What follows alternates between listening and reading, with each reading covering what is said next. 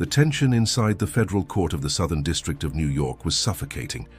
A crowd of reporters, legal experts, and everyday citizens filled the gallery, their eyes locked on the front of the courtroom where the drama of the decade was about to unfold. The marble walls seemed to trap the energy, buzzing with whispered speculations and nervous anticipation. At the heart of the chaos sat Sean "Diddy" Combs, the legendary music mogul. Dressed in an impeccably tailored navy suit, he stared straight ahead, his jaw tight, his hands clasped together so tightly the knuckles whitened. For months, the media had speculated about the mounting allegations against him, whispers of financial crimes, corruption, and something even darker lurking beneath the surface.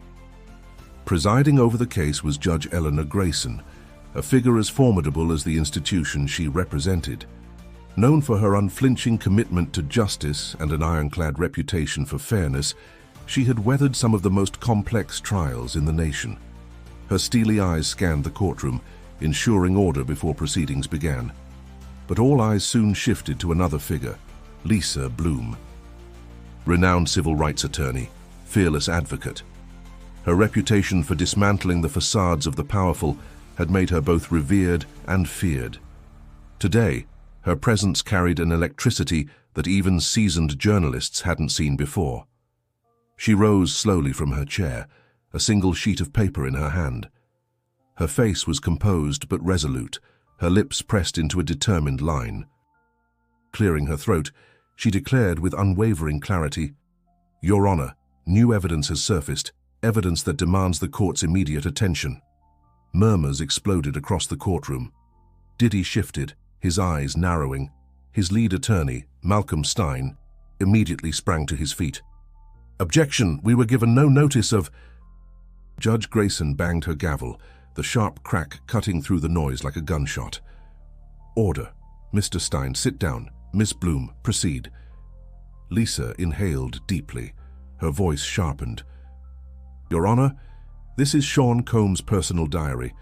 Discovered last week under sealed conditions, it contains entries directly related to the charges brought before this court." The gasp that followed felt almost physical, rippling through the rows of spectators and press. Cameras clicked, pens scribbled furiously. Stein shot up again, his face red. "This is outrageous. Fabricated. We demand to verify the authenticity before a single word is—" But Lisa had already opened the worn leather-bound journal. She held it up, the camera flashes reflecting off its faded cover. Flipping to a bookmarked page, she read, "September 17th, 2018. The meeting went as planned.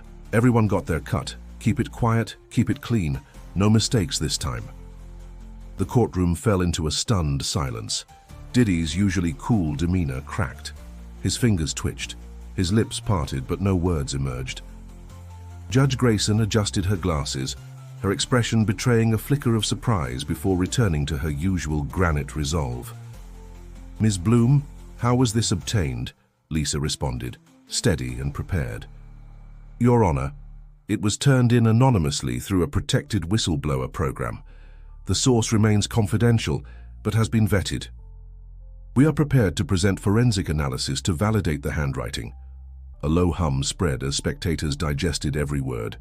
Outside the courtroom, news of the diary had already begun spreading. Protesters surged against police barricades. Social media exploded in real time. Inside, the battle lines were drawn. Diddy's defense team huddled, whispering furiously. Judge Grayson called the court to a brief recess to review the admissibility of the evidence. But as the attorneys scrambled, one thing was now certain. This trial had changed forever. The courtroom reconvened with a tension even heavier than before. Judge Grayson's gavel struck sharply as she announced her decision. "The diary will be admitted as evidence." "Proceed." Lisa Bloom rose, her eyes scanning the courtroom.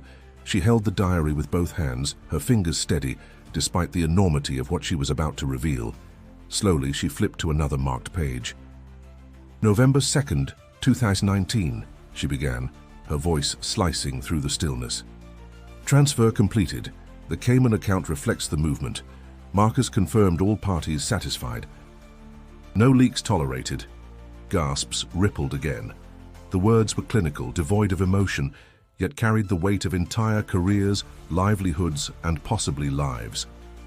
Prosecutor Marcus Levin leaned forward, seizing the opportunity.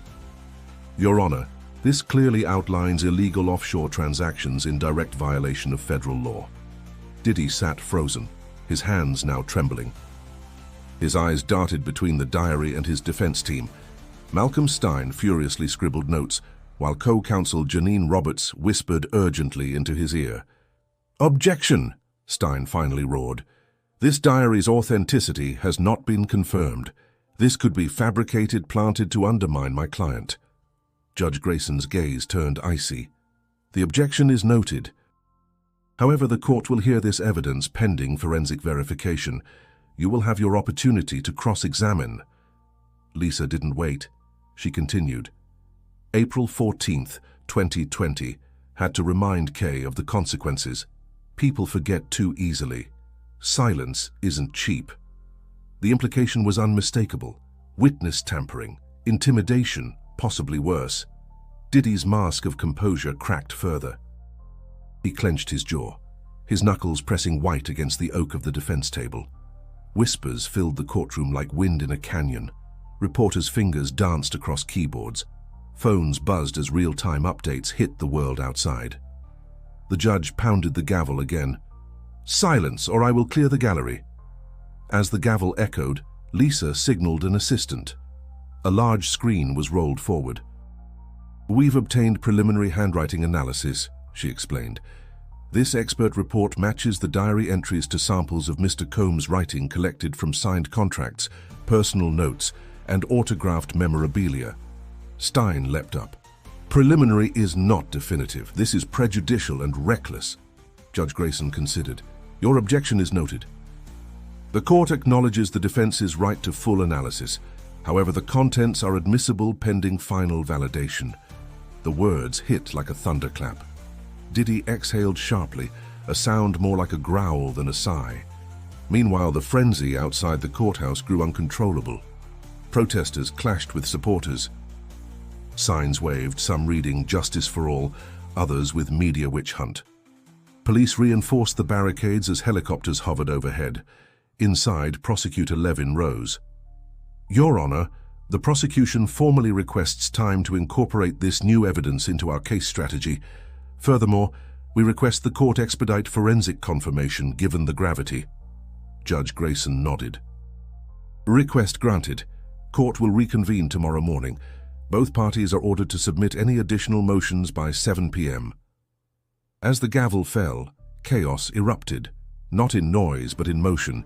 Defense attorneys stormed toward their client, speaking in harsh, clipped tones. Lisa gathered her documents, her face impassive, though the fire in her eyes had not dimmed. Diddy stood slowly, adjusting his cufflinks with hands that now betrayed a faint tremor. He glanced toward the gallery, toward the cameras, the reporters, and the world that had once adored him, his lips pressed together in a thin line, his gaze hollow. The battle for his legacy was no longer just a fight in the court of law. It was a war for public perception, for truth, for survival. And it had only just begun. The following morning, the courthouse was surrounded by an even larger crowd. News vans lined the street, cameras rolling non-stop. Inside, the courtroom buzzed with anticipation. Everyone knew something seismic was about to unfold. As proceedings resumed, Judge Grayson addressed the court. "The forensic handwriting analysis has been completed. The diary is confirmed as authentic. The evidence stands." The room erupted in shocked murmurs. Diddy's face drained of color. For the first time, the man known for controlling every room he entered appeared powerless. Malcolm Stein buried his face in his hands, while Janine Roberts shook her head, whispering furiously. Lisa Bloom stood, opening the diary to one of the most damning entries yet. June 9th, 2021. "They don't know I kept copies. If anyone talks, leverage is ready. Play the long game, stay untouchable." The weight of those words seemed to hang in the air like a storm cloud. Prosecutor Marcus Levin seized the moment. "Your Honor, this entry not only implies prior cover-ups but also suggests obstruction of justice, extending well beyond this case." The tension grew thicker when the door at the back of the courtroom opened. In walked Marvin Gates, a former business associate of Diddy, someone whose name had circulated for years but who had never spoken publicly. Marvin's face was lined with stress, but his eyes were resolute. Whispering to the court officer, he was quickly escorted to the witness stand. Levin wasted no time. "Mr. Gates, can you tell the court why you've decided to testify today?" Marvin cleared his throat, visibly wrestling with his nerves. Because after hearing what's in that diary, I can't stay silent anymore. I was part of it, not all of it, but enough. A collective gasp surged through the room. Levin leaned in. "Can you confirm that the entries read in this court reflect real events?" Marvin nodded, swallowing hard. "Yeah, the offshore transfers, the payoffs, the threats. I saw it, I was asked to help with it." Diddy shook his head violently, mouthing, "Lies." "All lies," Levin continued. "Were there instances of intimidation against potential witnesses?" Marvin hesitated, his eyes lowering. "Yes, there were. Messages sent. People pressured to stay quiet. Some were scared. Some were paid." Diddy's family sat motionless. His mother, Janice, lowered her head, wiping away tears. His eldest son, Quincy, gripped the bench so tightly his knuckles turned pale. None of them had ever imagined this day would come. Stein jumped to his feet. "Your Honor, this witness has not been vetted by the defense. We demand immediate cross-examination." Judge Grayson nodded. "Cross-examination is your right. Proceed." Stein approached Marvin, fire in his eyes. "Mr. Gates, how convenient that you come forward now when the narrative is already poisoned against my client. How much were you promised?" Marvin's voice hardened. "Nothing. I'm here because I can't carry this anymore." Stein sneered. "Or maybe you're here because immunity tastes sweeter than prison," Levin objected. "Speculation." "Sustained," Judge Grayson affirmed. "Mr. Stein, stay within bounds." But the damage had been done, not to Marvin, but to Diddy. Every person in that courtroom saw a man unraveling. The swagger, the confidence. It was gone. Outside, news alerts flashed. Diddy's former partner turns witness, confirms diary's allegations. Social media was on fire. Supporters and detractors waged digital wars, hashtags trending globally within minutes. Inside, the trial pressed on. Lisa Bloom wasn't finished. She turned to the judge. "Your Honor, with this corroboration, we believe the court must consider expanding the scope of this trial. The evidence suggests a pattern of systematic criminal behavior." Judge Grayson leaned back, her fingers steepled beneath her chin. Her eyes narrowed as she considered the implications. "This court is prepared," she finally said, "to escalate these proceedings." The air itself seemed to hold its breath.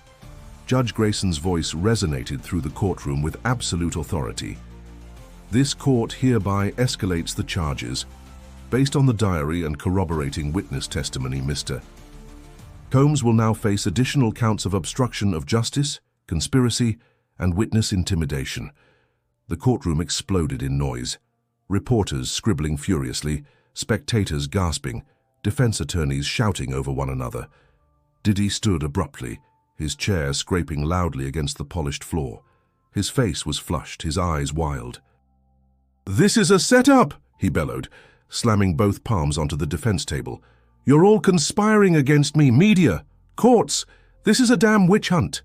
Security guards instinctively moved forward, but Judge Grayson raised a hand, her glare sharp enough to cut steel.